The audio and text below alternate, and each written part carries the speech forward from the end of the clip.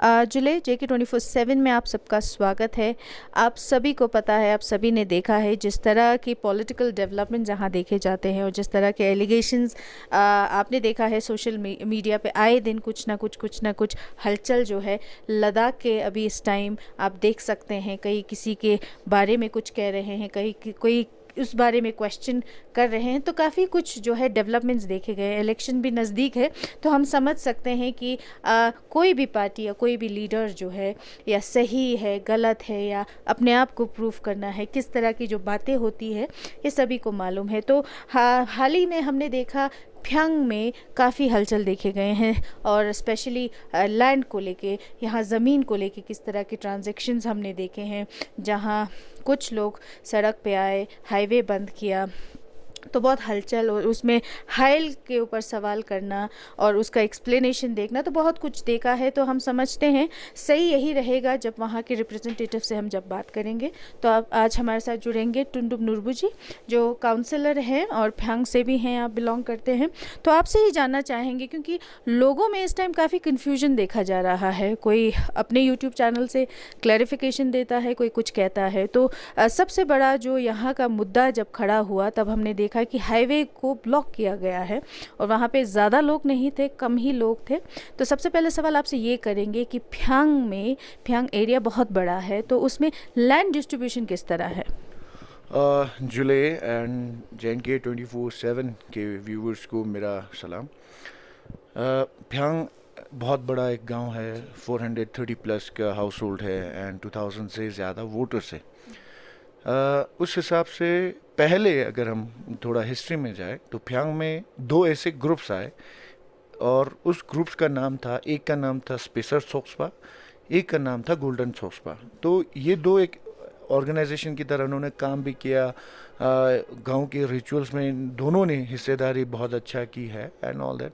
सो ज़मीन भी इन्हीं दोनों ऑर्गेनाइजेशन की तरफ से बांटा गया लोगों में। सो आप हाईवे से अंदर जिस तरह आप प्यांग में एंटर करते हो तो प्यांग के राइट साइड वाला स्पेसर सोक्सपा का है और उन्होंने उनके ऑर्गेनाइजेशन में जितने लोग हैं सबको 3-4 कनाल जो है मिला गया है एंड लेफ्ट साइड पे जो है गोल्डन पाथ को मिला है और उनके अपने जितने भी लैंड डिस्ट्रीब्यूशन किया है तो अपने ऑर्गेनाइजेशन के हिसाब से किया गया है। साथ ही साथ जो लैंड है वो एक स्टेट लैंड है, सरकारी खसरार के तौर पे हम लोगों को दिया जाता है। तो उनमें से बहुत सारे ज़मीन जो है RTO को दिया गया है, पुलिस को दिया गया है, फिर हमारे किसी और ऑर्गेनाइजेशन को दिया हुआ है जिसका नाम था ड्रिगुंग फाउंडेशन दिया है एंड उस देन फिर हयाल को दिया गया था। नाउ इन सब में लोगों का जो डिस्ट्रीब्यूशन है वो तो अलग है। बाकी गवर्नमेंट के पर्पस से जैसे RTO है वो गवर्नमेंट यूज़ कर रहे हैं एंड पुलिस का है वो पुलिस खुद यूज़ कर रहे हैं और बाकी जो पहाड़ की उस तरफ है तो वो हयाल इंस्टीट्यूट जो किसी एक आदमी की ख्वाहिश से उसको नहीं दिया गया था। इस ज़मीन को वहाँ देने के लिए, यूनिवर्सिटी बनाने के लिए बहुत सारे मीटिंग्स चले। मैंने गांव वालों से पूछा क्या क्या हुआ एंड मोनेस्ट्री में जितने भी डिपार्टमेंट के HODs थे वो सारा आए, किनके अंडर शक्बुन छेसंग रिम्पोचे के लीडरशिप के अंदर ये सारे वहाँ जितने मिनिस्टर थे, HODs थे, रेवेन्यू एक्सपर्ट थे, सारा बैठ के और हमारे शक्बुन छेसंग रिम्पोचे ने एक विज़न दिखाया कि हम यहाँ पे एक यूनिवर्सिटी बनाएंगे। तो उसी को लेके Himalayan institute of alternative learning का स्थापित हुआ और उनके लिए ज़मीन दिया गया है। तो ये है ज़मीन की कहानी जी। तो अभी आपने कहा कि बहुत बड़ा गांव है प्यांग और डिस्ट्रीब्यूशन किस तरह है और 2 ग्रुप्स में है, तो अलग अलग जगह है और गवर्नमेंट के भी वहाँ पे जगह है और साथ में आप हायल की भी बात कर रहे थे। तो अभी कितना खाली ज़मीन और बचता है प्यांग एरिया में? खाली तो नहीं कह सकते हैं बट इससे पहले फायरिंग रेंज होता था आर्मी का, वहाँ से 800 या 900 समथिंग कनाल्स अभी वहाँ पे पड़ा हुआ है जो अभी हमारे गांव के नाम पे शजारा बनने वाला है। सो वो इन अ वे वो गांव वालों को अलॉट किया, मैं आई विल नॉट से अलॉटमेंट बट गांव वालों के नाम पे देने वाले हैं। तो पूरा कागज़ नहीं बनाया लेकिन प्रोसीजर में बहुत कुछ हम आगे बढ़ चुके हैं और हम ये कह सकते हैं वो गांव वालों का ज़मीन है। तो 800 कैनाल्स मैक्सिमम हम 8 to 900 कैनाल्स वहाँ पे मान के चल सकते हैं, वो हमारा है अभी। टुंडुप जी, ये बहुत लंबे प्रोसीजर से होगा, जैसे हाइल को देना, फिर आप गांव वालों के बीच में डिस्ट्रीब्यूशन होना, फिर आरटीओ बनना और बहुत सारी चीज़ें जैसे आपने मेंशन किया है। तब ये हलचल क्यों नहीं देखा? आज जो है इस टाइम पे हम देख रहे हैं कि प्रॉपर डिस्ट्रीब्यूशन नहीं हुआ है, या हाइल ने ज़्यादा ज़मीन ले लिया है, या वहाँ पे जो उस दिन प्रेस कॉन्फ्रेंस कर रहे थे, छोटक जी उनका नाम है, तो उनके एलिगेशंस ये भी उन पे लगाए गए हैं कि उन्होंने किसी और का ज़मीन जो है वो ज़ब्त किया है। तो उस टाइम इन चीज़ों में क्यों नहीं देखा गया? क्योंकि आपको भी काउंसलर बनते काफ़ी टाइम हो गया, तो इस चीज़ में क्या डिले हुआ? क्यों अभी बाहर आ रहा है ये सब चीज़ें? वेल, हयाल को लेके जो ज़मीन का मुद्दा चला है, ये कोई हलचल शायद बाहर के लोगों में देख रहा होगा। गांव में तो ऐसा कुछ नहीं है, गांव में सब शांति से ये है, कल गोचक के प्रिपरेशन कर रहे हैं, इसके बाद नए नए प्रोग्राम्स गांव में बना रहे हैं, वो कर रहे थे। आज से 2 दिन पहले मैं बीडीओ हो, बाकी डिपार्टमेंट की जेई हो, और हमने एक वहाँ डेवलपमेंटल कमेटी बनाया हुआ है जिसमें बीजेपी, कांग्रेस, ब्यूरोक्रेट सारे हैं। तो हम सब मिलके वहाँ पे काम कर रहा है, ये कर रहा है, क्योंकि गांव वालों को पता है ये जो अभी आपको मीडिया में दिख रहे हैं वो कोई ऐसा स्टेक होल्डर तो है नहीं। लोगों को पता है ये ऐसे ही बोलते रहता है, और गांव में इनको उतना वैल्यू और इनके बातों का उतना वेट तो गांव वाले मानते ही नहीं। मैं ये इसलिए बोल रहा हूँ, मैं खुद उसी गांव से हूँ। हालांकि ये स्टेटमेंट पॉलिटिकली मेरा बहुत गलत हो सकता है, वोटिंग में मेरा बहुत सारे वोट परसेंटेज घट सकते हैं, लेकिन सच तो सच है। और कल जो हुआ ये सारा बुलवाया गया है, ये सारे बीजेपी ज्वाइन किए, इन सारों ने बीजेपी ज्वाइन किया है। और गांव में जो भी अभी हलचल हो रहा है, ये बीजेपी के 2 लीडर हैं जो इन सारों को मोटिवेटेड कर रहे हैं, इनसे ये काम करवा रहा है। एक है हमारा मेंबर ऑफ पार्लियामेंट, दूसरा है वुमेन नॉमिनेटेड के काउंसलर डॉक्टर यांगचन जी। ये दोनों मिलके, डॉक्टर यांगचन क्यों? क्योंकि वो टाशी छोटक की शायद कज़न है। एमपी क्यों? क्योंकि उनको अभी सोनम वांगचुक जी ने क्या क्या कहा आप सबको पता है। बाकी ये जो ग्रुप है, इसको सीरियसनेस क्यों नहीं ले रहे लोग? क्योंकि इनमें से बहुत सारे तो चरस बेचने वाले हैं, कुछ तो इलीगली दारू बेचने वाला है। और ये चरस क्यों बेच रहे हैं, इलीगली दारू क्यों बेच रहे हैं? क्योंकि इनका एमपी का सपोर्ट है। ठीक है, हाल ही में जितने भी यूथ बीजेपी ज्वाइन किया, उनमें से कुछ ऐसे हैं जो चरस के मामले में 1-2 दफ़ा थाने में भी लेके गए हैं। तो बीजेपी क्यों ज्वाइन किया? क्योंकि उस पॉलिटिकल सपोर्ट से वो अपना चरस दारू फिर इलीगली बेच सके। तो हम ऐसा गांव वाले को पता है कि ये लोग क्या करते हैं, इसीलिए उनका सीरियसनेस गांव में नहीं है।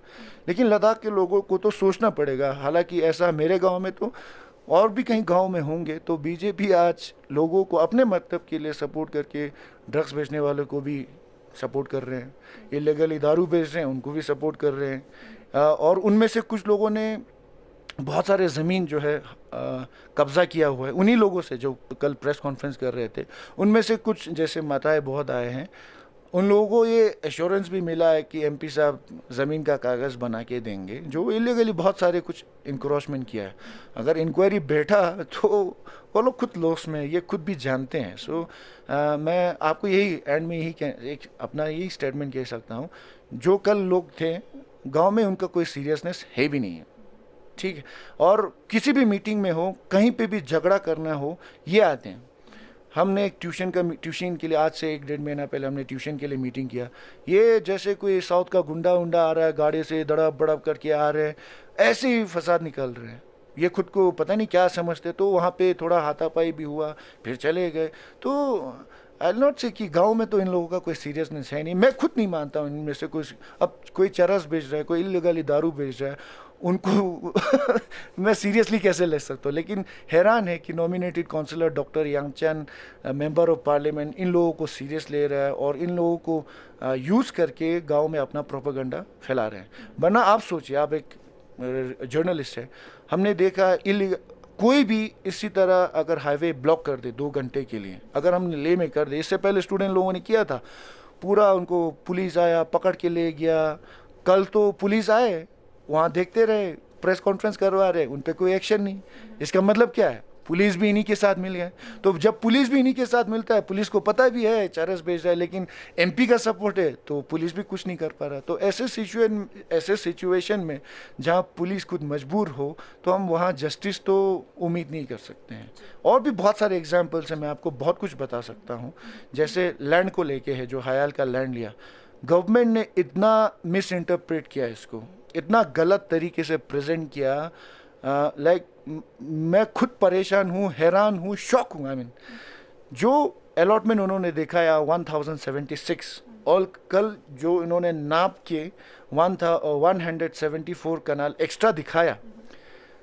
बहुत बड़ा ऑब्जेक्शन क्या है, हयाल को पहले 2 जगह से ज़मीन मिली थी, एक पहाड़ के सामने, एक जो अभी पुलिस को दिया गया था 500 कनाल। तो पहला जो 1076 जो अलॉटमेंट कागज़ है वो इन दोनों का है।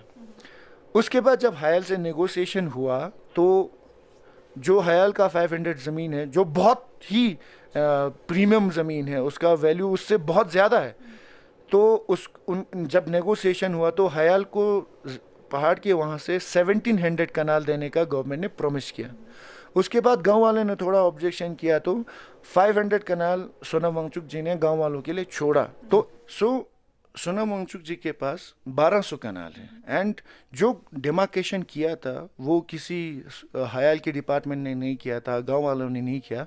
जो अभी फेंस लगा हुआ है, जो डिमार्केशन हुआ है, वो रेवेन्यू डिपार्टमेंट ने खुद किया था।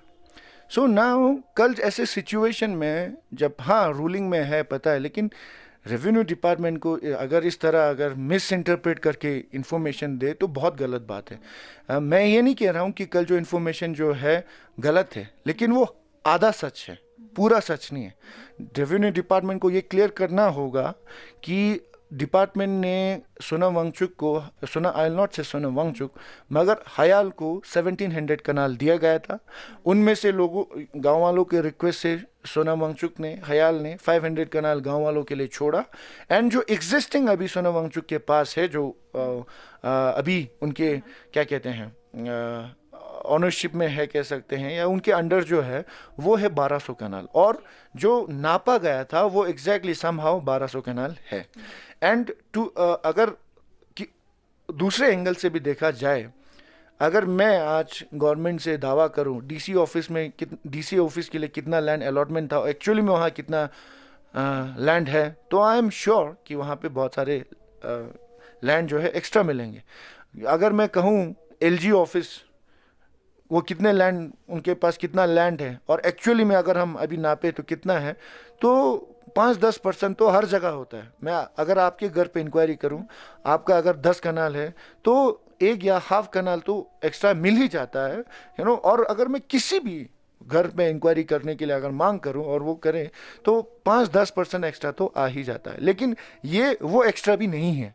एग्जैक्टली जो हमें बताया गया था 1200 कनाल उनको दिया गया था, वो 1200 कनाल एग्जैक्टली है। तो ये जो कल ये जो ग्रुप्स आए हुए थे वो ऐसे ही मुद्दा बना रहे हैं, उनका कोई लीगल कोई वैलिडेशन कुछ भी नहीं है। हाँ, इलेक्शन आ रहा है, एमपी को कुछ चाहिए, सोनम वांगचुक जी ने 6 शेड्यूल के लिए इतना बहुत स्ट्रगल किया, तो उनको अब खरीद तो सकते नहीं है, तो इजी वे है बदनाम कर सकते हैं कि कागज़ जो डिपार्टमेंट ने दी है वो खुद मिस इंटरप्रेट करके दिया हुआ है। अब डिपार्टमेंट से मांगिए, जब आपने हयाल को 1700 कनाल देने का वादा किया था, उसके बाद गांव वालों से सबके साथ बैठ के जब नापा गया था, जो डिमार्केशन की है वो तो रेवेन्यू डिपार्टमेंट ने खुद किया था, मैं गवाह हूँ उसकी चीज़ लिए, ठीक है। तो जब हमको पता है कि एडमिनिस्ट्रेशन ने हयाल को 1200 कनाल दी, और जब नापोगे आप तो एग्जैक्टली 1200 कनाल तो निकलेंगे।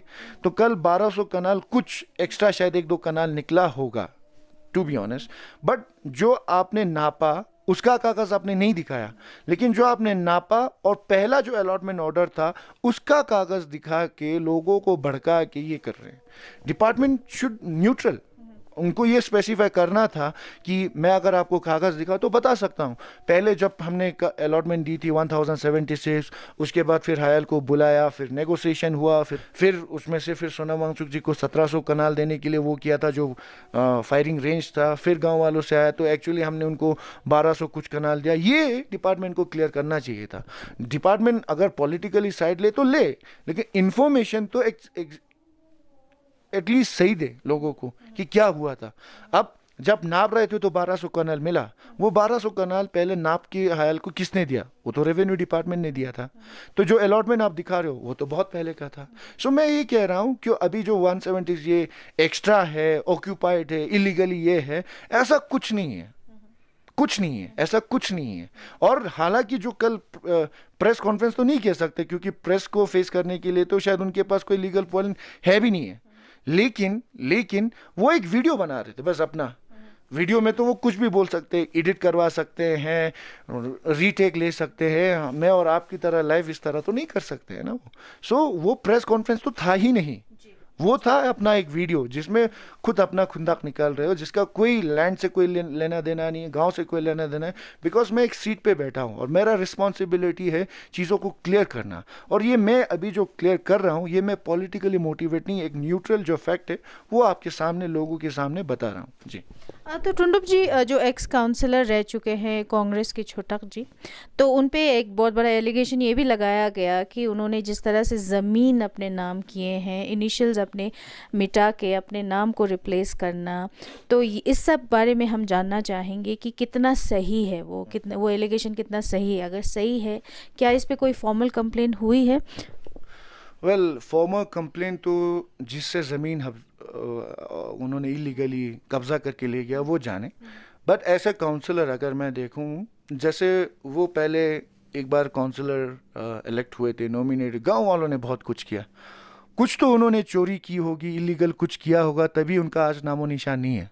नहीं तो जो 1995 में पॉलिटिक्स में था, अगर वो ईमानदारी से इस काम को करते तो आज लद्दाख का एक बहुत बड़ा पब्लिक फिगर होता उस समय। इसी तरह आज मैं बोलता हूँ टैशी छोटक के ऊपर अगर आप इंक्वायरी करें, जो अभी हायल का ज़मीन कह रहे हैं उसी के ऊपर उनका 10-15 कनाल तो मिल ही जाएगा, मैं गारंटी देता हूँ। गांव में कितने सारे ज़मीन उन्होंने खरीद फरोख्त की, अगर वो इन्वेस्टिगेट करें। और जो अभी बार बनाया हाईवे के सामने, वो जो ज़मीन कल जो सोनम वांगचुक ने क्लेम किया था, मैं 110% वो सही है रेवेन्यू रिकॉर्ड्स में, मैंने भी वेरीफाई किया था उसको। तो इस तरह चोरी करते रहे, लोगों से ज़मीन हड़पता रहा, इसीलिए तो लोगों ने आपको रिजेक्ट किया। आज क्या है गांव में, उनका वैल्यू क्या है आप बताओ। मैं कुछ भी कर रहा हूँ, किसी भी बड़े मीटिंग में हो, जब लोग गांव वालों को लगता कुछ करें तो इनको तो कोई लीडर की तरह देखता ही नहीं है, पूछते भी नहीं है। हाँ, लेकिन हर समय गांव में जब भी पंगा हो, उस पंगा में टशी छोटक ना हो, ये मुमकिन ही नहीं है। सो कल जो सोनम वांगचुक जी ने कहा, उनको मैं भी सपोर्ट करता हूँ, एंडोर्स करता हूँ, और मैं इसको प्रूव भी कर सकता हूँ कि जो नाम काट के इन्होंने ज़मीन कब्जा किया है वो 100% सही है। अब दोनों ने, सोनम वांगचुक जी ने भी वीडियो बनाया और कल जो लोग थे, ग्रुप थे, उन्होंने भी वीडियो बनाया। उसी वीडियो के बेस पे रेवेन्यू डिपार्टमेंट ने हायल पे तो इंक्वायरी बिठाई की, लोगों के सामने कागज़ निकाला, हालांकि वो भी कागज़ आधा सच था। तो उसी तरह अगर डिपार्टमेंट में ईमानदारी है तो टैशी छोटक पे भी तो इंक्वायरी होना चाहिए, अरेस्ट होना चाहिए। 2 घंटा हाईवे ब्लॉक किया किसी ने, पुलिस हाथ पे हाथ डाल के बैठे रहे, प्रेस वालों को अलाउ कर रहा था कि वो आप प्रेस कॉन्फ्रेंस करें। हालांकि पुलिस का काम होना चाहिए था, उनको डंडा लगाए, साइड पे दिखाए, डिटेंशन कीजिए। इससे पहले स्टूडेंट्स को किया, इससे पहले एलजी के वहाँ कारगिल से कुछ लोग आए, उन्होंने प्रोटेस्ट किया, उनको डिटेंशन किया, स्टूडेंट्स को पकड़ के ले जा रहे हो। तो ये कौन सा ऐसा तोप है जो 2 घंटा हाईवे ब्लॉक करने के बाद भी एसएचओ, एसएसपी, एडीजीपी सारा शान बैठा हुआ है? कुछ तो बड़ा मुद्दा है ना। या ना वो काउंसलर है, ना वो सीसी है, ना वो एमपी है, ना वो गांव का कोई मेंबर है, ना वो गांव का नंबरदार है, ना किसी ऑर्गेनाइजेशन के प्रेसिडेंट है। फिर वो ऐसा कौन सा तोप है जो हाईवे बंद करने के बाद भी उन पे कोई इंक्वायरी नहीं हो रहा है? तो अभी तो मैं ऑब्जर्वेशन मोड में हूँ, मेरा एक्शन का टाइम अभी आएगा। लेकिन सवाल ये है, लोगों को सामने आज ये हम सब देख सकते हैं, दोनों ने कोई फॉर्मल कंप्लेंट लिख के तो नहीं गए थे, ठीक है, दोनों ने वीडियो बनाया, हयाल ने भी सोनम वांगचुक ने बनाया कि एलिगेशन लगा इसने ज़मीन हड़प का इलीगली ऑक्यूपाइड किया है, और इन्होंने भी वीडियो बनाया कि हयाल में कुछ ज़मीन एक्स्ट्रा है।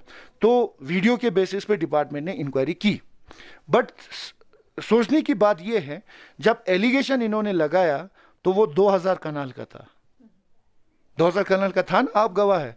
लेकिन निकला कितना? आप चलो मान भी लेते हैं कुछ एक्स्ट्रा निकला, तो कितना निकला? 100 कनाल। तो 2000 और 100 यानी कि खोड़ा, क्या कहते हैं, खुदा पहाड़ तो निकला चूही। सो ये सिचुएशन है।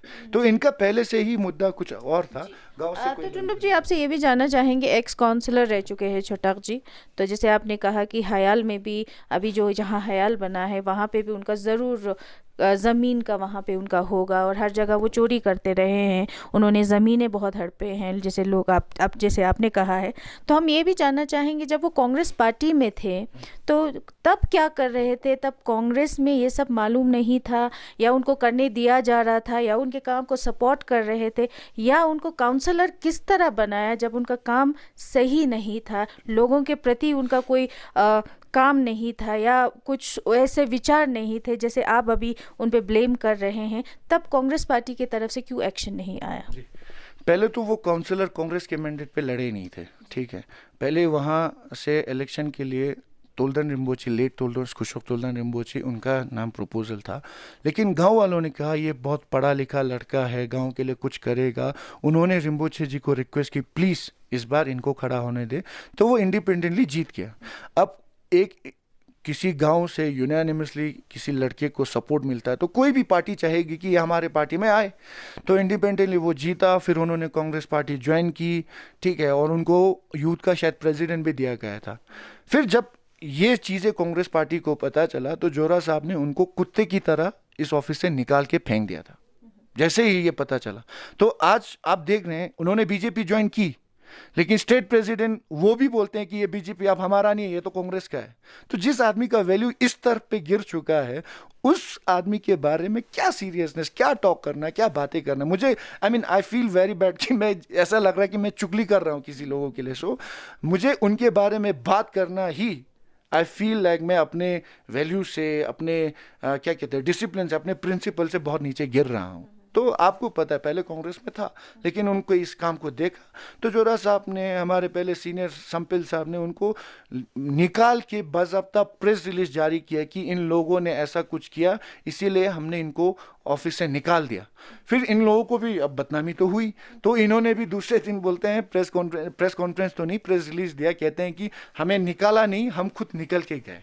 उनके बाद इनका पॉलिटिकल लाइफ, करियर सारा खत्म हो चुका है जी। तो जैसे आपका कहना है कि जिन लोगों ने प्रेस कॉन्फ्रेंस दिया या इस मुद्दे को इतना बड़ा किया, जैसे हयाल का भी रिएक्शन था, इनके उस यहाँ से भी रिएक्शन देखा गया, तो आप एक रिप्रेजेंटेटिव है वहाँ के, तो आपका इसमें कितना बड़ा रोल होना चाहिए था, और क्या क्या आपने किया है? क्योंकि ये मुद्दे जो है कहीं ना कहीं लोगों का जिस तरह का सोच, या डेली इस चीज़ पे प्रेस कॉन्फ्रेंस वो खुद से करना, प्रेस नहीं थे वहाँ पे, या हयाल की तरफ से वीडियो आना, तो कहीं ना कहीं ये बहुत बड़ा एक अभी हम देखते हैं एक मिसकंसेप्शन कहें, या लोगों में ऐसे बातें जैसे समझ में ना आना, या एक तरफा होना, तो बहुत कुछ हो रहा है। तो इसमें आपका क्या रोल रहा है उस चीज़ को, जो सही बात है, ना कि हम ये नहीं कहते कि अभी आप कांग्रेस पार्टी है, ऑपोजिशन में है, कि आप बीजेपी के अगेंस्ट कर रहे हैं, बट सबसे बड़ा रोल हो जाता है आपको इस चीज़ को थोड़ा ठंडा करना और जो सही है उसको निकालना।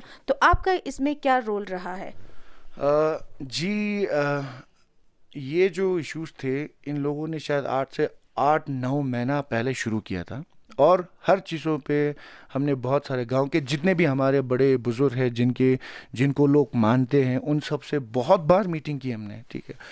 और पहले इन्होंने जो हमारे पिछले गोबा थे उन पे बहुत सारे एलिगेशन लगाए, ये चोर है, ब्ला है।